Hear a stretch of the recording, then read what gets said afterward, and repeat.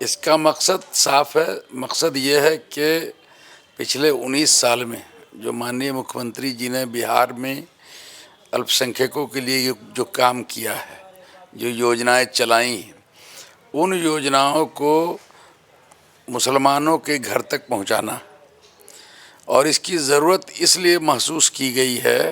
उनके नाम पर भी बड़े बड़े इमारत, बड़े बड़े बिल्डिंग बनाई गई है पटना में।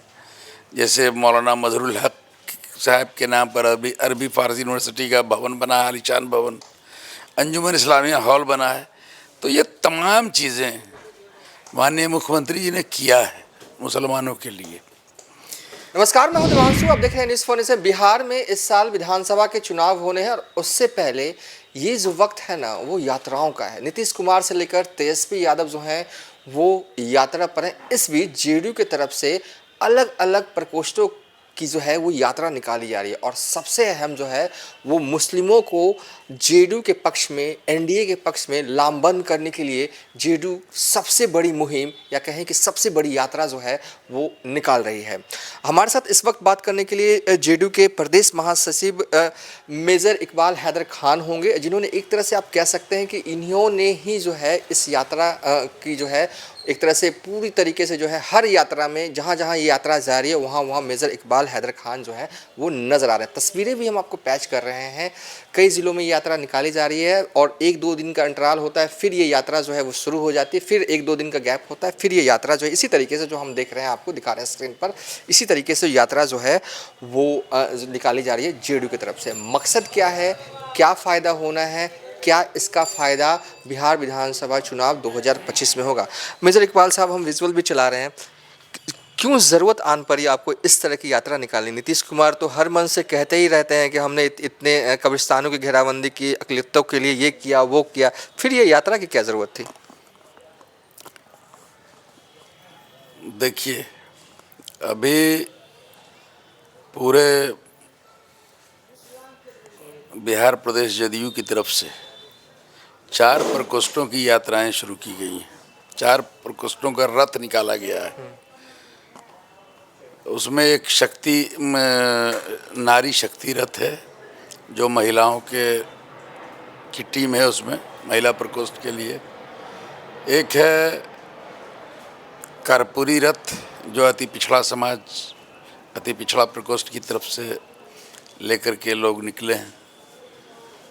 एक दलित प्रकोष्ठ है जो अंबेडकर, बाबा साहेब डॉक्टर भीमराव अंबेडकर रथ के नाम से निकला है।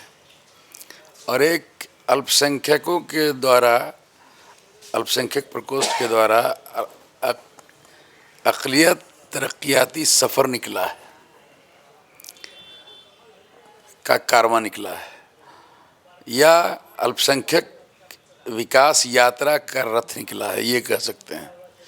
इसका मकसद साफ है। मकसद ये है कि पिछले 19 साल में जो माननीय मुख्यमंत्री जी ने बिहार में अल्पसंख्यकों के लिए जो काम किया है, जो योजनाएं चलाई, उन योजनाओं को मुसलमानों के घर तक पहुंचाना, और इसकी ज़रूरत इसलिए महसूस की गई है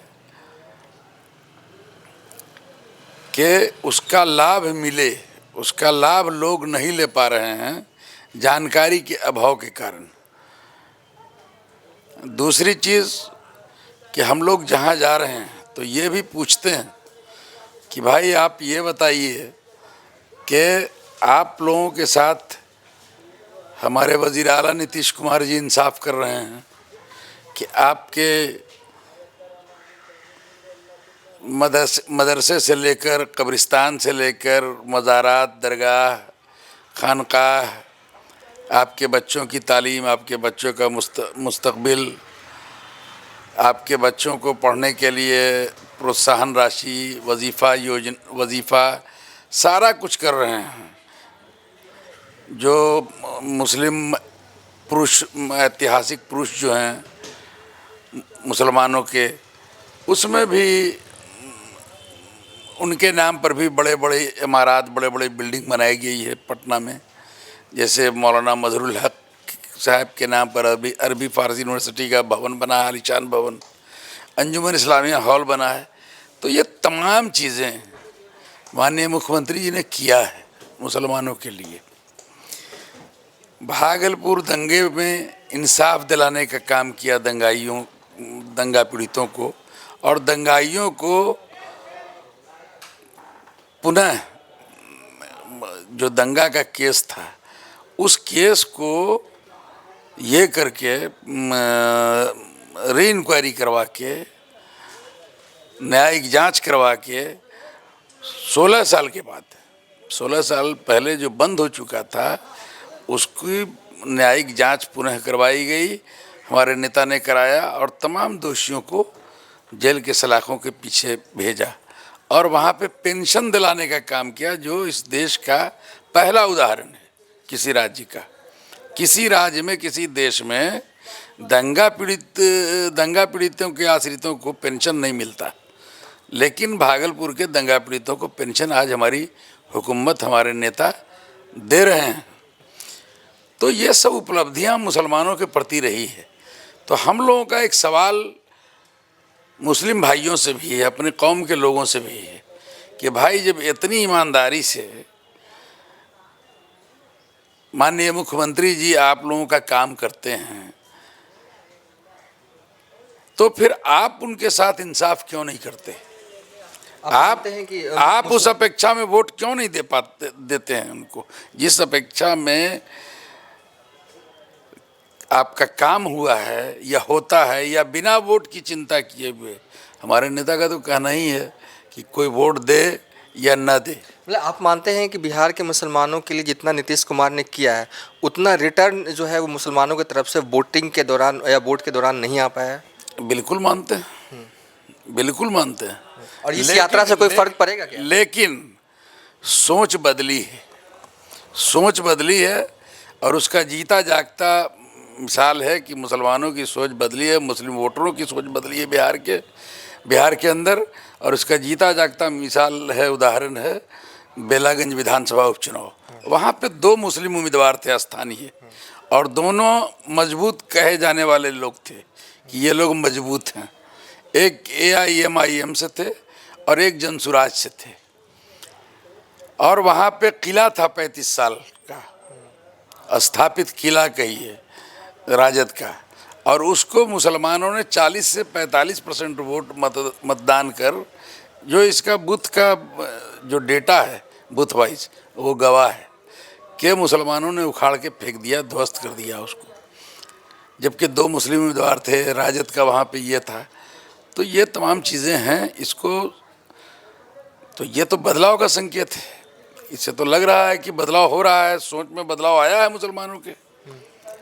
और जहाँ तक इस यात्रा का से क्या फ़र्क पड़ेगा, तो फ़र्क तो हम लोग यही देख रहे हैं कि मुसलमानों में बड़ा उत्साह है। अभी तक हम लोग 12 ज़िला गए हैं।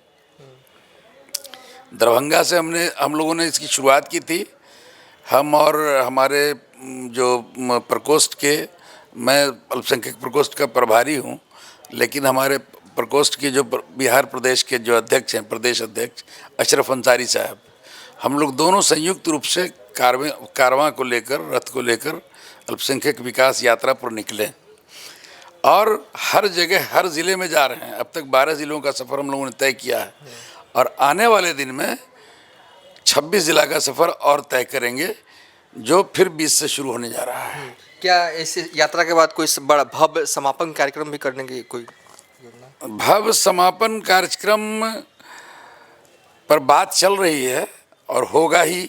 हाँ। वो पटना में होगा। हाँ। वो पटना में होगा, बड़ी सभा के रूप में होगा। हाँ।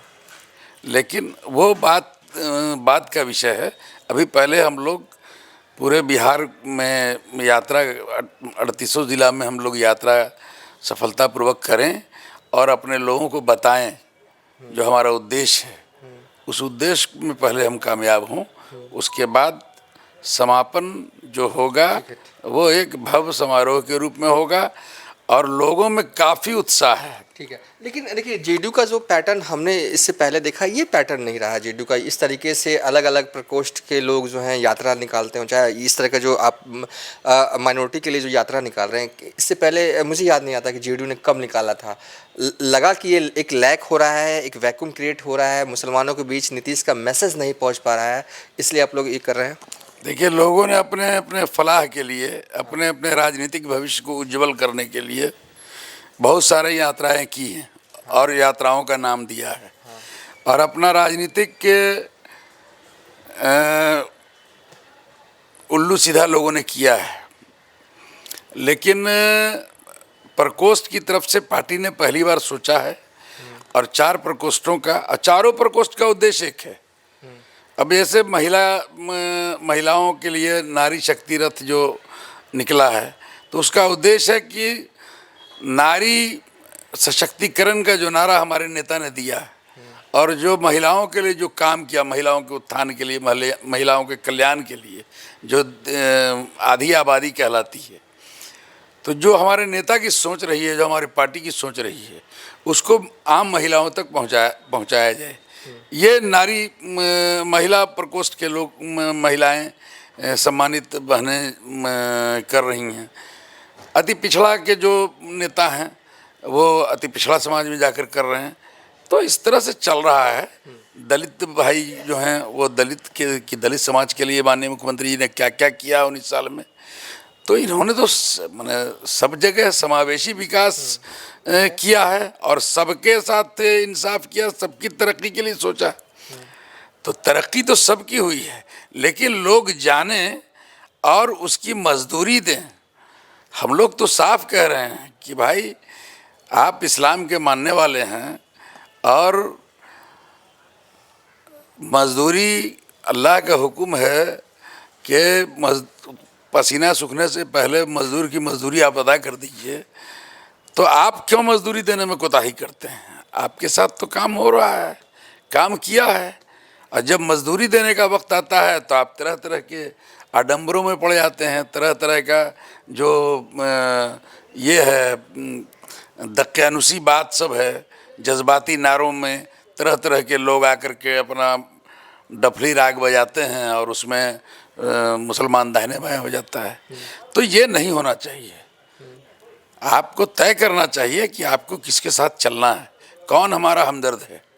इसलिए नीतीश कुमार को आप जानिए और अपने हमदर्द को पहचानिए कि कौन हमारा हमदर्द है। हाँ, एक आखिरी सवाल होगा कि वैसे तो एम बाई कहा जाता है कि आरजेडी की है, लेकिन एम में से कितना हिस्सा जो है इस बार 2025 में आपको लगता है कि जो है आप लोग अपने हिस्से में कर सकते हैं, एनडीए के खेमे में कर सकते हैं? क्योंकि पिछली बार तो नहीं दिखा था। नहीं, पिछली बार अभी जो बेलागंज का एग्जाम्पल देने लगे, अभी जो बेलागंज का जो उदाहरण आया है, हाँ, वो मुसलमानों की बदलती हुई सोच का परिचायक है। इसको बनाए रखने की लग रहा है, और इस स्टीम को हम लोग और बढ़ाएंगे, इस गति को, इसको और गति देंगे, और कोशिश रहेगी कि आने वाले दिन में हम लोग अच्छा रिजल्ट दें।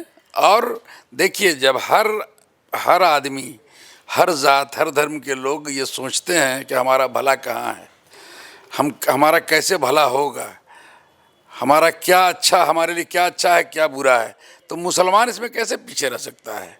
सब जब लोगों की सोच बदल रही है तो हमारे कौम के लोगों की भी सोच बदलेगी। मुसलमान तो कहा ना कि अभी आडंबर करने वाले लोग भी तो हैं, नहीं, आडंबर चुप बैठेंगे, इस बार परहेज करेंगे लोग वैसे लोगों से। अभी तो दे दिया ना भाई, अभी जितना दिन से अब हैदराबाद से चले आते हैं, बहुत कुछ किए, कहाँ उनका जो सकारात्मक परिणाम आना चाहिए, कहाँ है? ओवैसी से दिक्कत क्या है आपको? आते हैं मुसलमानों के मुद्दे ही तो उठाते हैं। नहीं, मुसलमानों के मुद्दे उठाते हैं तो सिर्फ इलेक्शन में ही उठाते हैं, और बाकी कहाँ चले जाते हैं? बाकी दिन भी तो बिहार की चिंता उनको करनी चाहिए ना। बिहार कोई चारागाह तो है नहीं, और हैदराबाद माने पूरा भारत जो है वो हैदराबाद नहीं ना है। वहाँ उनके पूर्वजों का क्या हुआ है उसको अपना काट रहे हैं, और काटें, अच्छी बात है, लेकिन पूरा भारत, पूरा हिंदुस्तान तो हैदराबाद है नहीं। पिछली बार तो उनका संगठन भी नहीं था, तब 5 थे। अब तो संगठन एक तरह से कह सकते हैं पांव जम गए हैं पूर्णिया सीमांचल वाले पूरे इलाके में। इतना पाँव जमे हैं। हाँ ये तो आप देख रहे हैं कि जो जीते थे वो कहाँ चले गए हवा में। हाँ जहाँ से आए थे वहीं चले गए, घुस गए जाके। हाँ ठीक है। अब इस पाँव जमने का संकेत अगर इसको आप मानते हैं तो आप मानिए। लेकिन वो बहुत दिनों की बातें हो दूसरी गई। बात अब है कि अभी एक टिमटिम है हाँ जो वन मैन आर्मी है बिहार में, बस वही तो है। उन्हीं का नाम AIM भी है, उन्हीं का नाम जो उनका नाम है वो है, इसी तरह से तो है। बाकी बता दीजिए एक आध तो कहीं आगे पीछे हो रहा हो। आपको नहीं लगता थोड़ा सा भी चैलेंज है आपको उस बेल्ट में जहाँ पे मुसलमान ज़्यादा हैं, AIM का, RJD का? क्योंकि जिस तरीके से आप यात्रा करके आए हैं, थोड़ा ब्रेक है, आप हमसे अभी बातचीत कर रहे हैं। लोकसभा चुनाव हुआ है सर, तो लोकसभा चुनाव में जीतना चाहिए था ना। एक आध सीट लाते, कहाँ लाए?